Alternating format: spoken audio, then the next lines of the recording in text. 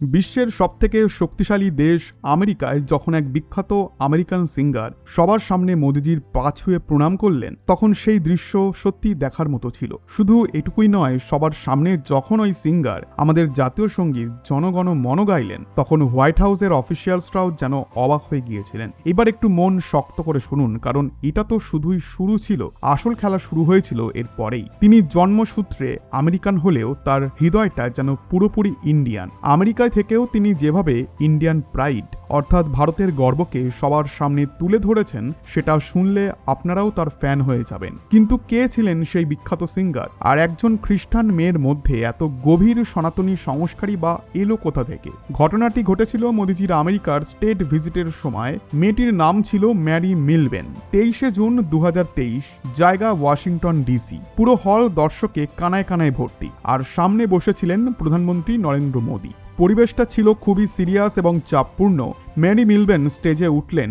তার সামনে চ্যালেঞ্জটা মোটেও ছোট ছিল না, বরং পাহাড়ের মতো বড় ছিল। একবার ভাবুন, একজন আমেরিকার পক্ষে বিন্ধ্য হিমাচল উচ্ছল জলধির মতো সংস্কৃত ঘেঁষার শব্দ একদম ঠিক উচ্চারণ করা প্রায় অসম্ভবের কাছাকাছি। একটা ছোট্ট ভুল হলেই গোটা বিশ্বের সামনে ভারতের জাতীয় সঙ্গীত নিয়ে হাসাহাসি শুরু হয়ে যেতে পারত।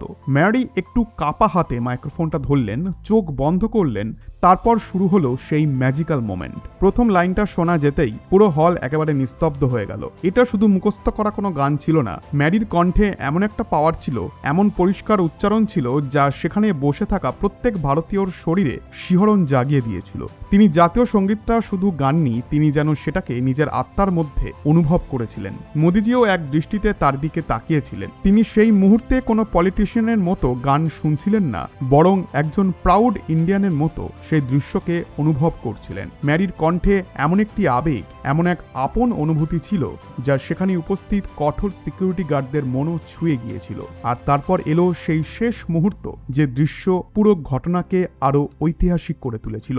শেষ শুটটা থামতেই গোটা ওয়াশিংটন যেন হাততালির শব্দে ফেটে পড়ল। মোদিজিও সম্মান জানিয়ে নিজের আসন থেকে উঠে দাঁড়ালেন, কিন্তু আসল বিস্ফোরণ তখনও বাকি ছিল। এবার এমন একটা মুহূর্ত আসতে চলেছিল যা সমস্ত প্রোটোকলকে ভেঙে চুরমার করে দিয়েছিল।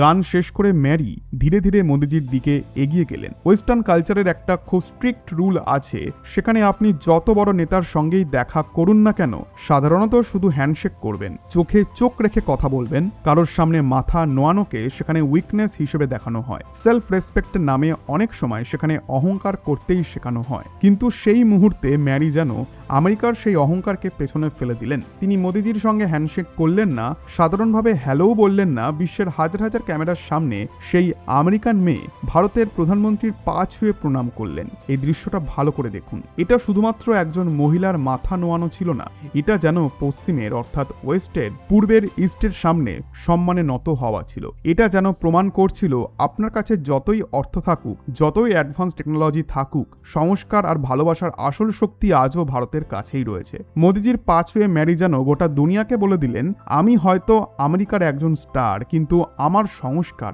ভারতের। মোদিজিও তাকে কোনো পলিটিক্যাল লিডারের মতো নয়, বরং একজন বাবার মতো করে উঠিয়ে দিলেন। তার চোখে যেন একটা আশীর্বাদ ছিল, যা নীরবে বলছিল যে মেয়ে, তুমি আমাদের কাছে পর নও। কিন্তু বন্ধুরা, একটু অপেক্ষা করুন, গল্পটা এখানেই শেষ হচ্ছে না। পা ছুঁয়ে প্রণাম করাটা ছিল শুধু একটা ছোট্ট গ্লিমস। এই মেয়েটি ভারতের জন্য শুধু গানই গাননি।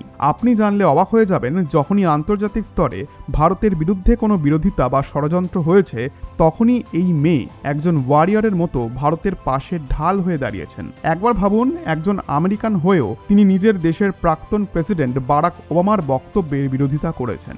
যখন গোটা দুনিয়ায় ভারতের ডেমোক্রেসি নিয়ে প্রশ্ন তোলা হচ্ছিল, তখন ম্যারি প্রকাশ্যে বলেছিলেন, ভারত বিশ্বের সবথেকে মহান গণতন্ত্রগুলির মধ্যে একটি, আর মোদিজি ভারতের জন্য ঈশ্বরের আশীর্বাদ। তিনি সিএএ কে সাপোর্ট করেছিলেন, মণিপুরের ঘটনা নিয়েও নিজের মতামত প্রকাশ করেছেন। কিন্তু কেন? একজন আমেরিকান সিঙ্গারের ভারতের পলিটিক্সের সঙ্গে কি সম্পর্ক? ভারতের জন্য তার মনে এত ইমোশনস কেন? ভারতের কোনো ঘটনার সময় তার এত কষ্টই বা হয় কেন? আর আমেরিকার ওকলাহোমাতে জন্ম নেওয়া এক খ্রিস্টান পরিবারের মেয়ের মধ্যে এত গভীর সনাতনী ভালোবাসা আর এমন ফিয়ারলেস অ্যাটিটিউড এলো কোথা থেকে? এর উত্তর লুকিয়ে রয়েছে প্রায় 30 বছর আগের এক গল্পে। এমন একজন মহিলার গল্প যিনি আমেরিকায় বসেই এই ছোট্ট মেয়েটির হৃদয়ের মধ্যে ভারতকে গড়ে তুলেছিলেন। সেই মহিলার নাম ছিল স্মিতা প্যাটেল। ম্যারির জন্ম হয়েছিল একটি আফ্রিকান আমেরিকান খ্রিস্টান পরিবারে। তার বাড়িতে ছিল বাইবেল, ইংলিশ ল্যাঙ্গুয়েজ এবং আমেরিকান কালচার। কিন্তু ভাগ্য তাকে এমন একজন ভারতীয় মায়ের স্নেহ দিয়েছিল যার নাম স্মিতা প্যাটেল। ম্যারি তাকে শুধু নিজের ন্যানি বলে ডাকেন না, তিনি তাকে নিজের যশোদা মা বলে মনে করেন। আর সেখান থেকেই ঘটেছিল আসল মিরাকেল। এবার সেই দৃশ্যটা ইমাজিন করুন, যখন আমেরিকার ছোট ছোট বাচ্চারা পপ সংস আর নার্সারি রাইমসের তালে নাচছিল, তখন ছোট্ট ম্যারির কানে স্মিতাজি গায়ত্রী মন্ত্র আর ভজনের সুর ঢেলে দিচ্ছিলেন। যখন আমেরিকার বাচ্চারা হাই আর বাই বলতে শিখছিল, তখন ম্যারি শিখছিল 2 হাত জোর করে নমস্তে বলতে। স্মিতাজি সেই ছোট্ট মেয়েটার মনে একটা কথা পাথরের দাগের মতো বসিয়ে দিয়েছিলেন যে মেয়ে, আসল পাওয়ার শুধু কারোর সঙ্গে হাত মেলানোর মধ্যে নেই, আসল শক্তি রয়েছে বড়দের পা ছুঁয়ে আশীর্বাদ নেওয়ার মধ্যে। স্মিতাজি যেন সেই আমেরিকান শরীরের মধ্যে একটা সনাতনী আত্মা ঢুকিয়ে দিয়েছিলেন। ছোটবেলায় তার মনের মধ্যে যে সংস্কারের প্রদীপ জ্বালানো হয়েছিল, তার আসল আলো গোটা বিশ্ব দেখতে পেয়েছিল 2020 সালের সেই ভয়ঙ্কর অন্ধকার সময়। স্মিতা প্যাটেল ছোট্ট ম্যারির হৃদয়ে যে সংস্কারের প্রদীপ জ্বালিয়েছিলেন, করোনার অন্ধকারে সেটাই এমনভাবে জ্বলে উঠেছিল যে কোটি কোটি হতাশ ভারতীয়ের মুখে হাসি ফুটে উঠেছিল। সেই সময় গোটা পৃথিবী করোনা মহামারীর অন্ধকারে ডুবেছিল, চারিদিকে মৃত্যুর তাণ্ডব চলছিল। ভারতে দীপাবলির সময় এসেছিল ঠিকই, কিন্তু রাস্তাঘাট ছিল একেবারে ফাঁকা। মানুষের মনে আনন্দের বদলে ছিল ভয় আর দুশ্চিন্তা। ঠিক তখনই 7 সমুদ্র পেরিয়ে আমেরিকা থেকে এমন একটি ভিডিও সামনে এলো যা কোটি কোটি ভারতীয়র মনের ক্ষতের ওপর যেন শান্তির প্রলেপ লাগিয়ে দিয়েছিল। ভিডিওতে ছিলেন ম্যারি মিলবেন। তিনি একটি অরেঞ্জ কালারের লেহেঙ্গা পরেছিলেন, কপালে ছিল সুন্দর একটা বিন্দি, আর তিনি দাঁড়িয়েছিলেন একটি চার্চ চ্যাপেলের ভেতরে। কিন্তু তার ঠোঁটে কোনো ইংলিশ পপ সং ছিল না। তিনি গাইছিলেন ওম জয় জগদীশ হরে। একবার মন দিয়ে শুনুন এবং স্মিতা প্যাটেলের দেওয়া সেই ভক্তিকে নিজের আত্মা দিয়ে অনুভব করুন।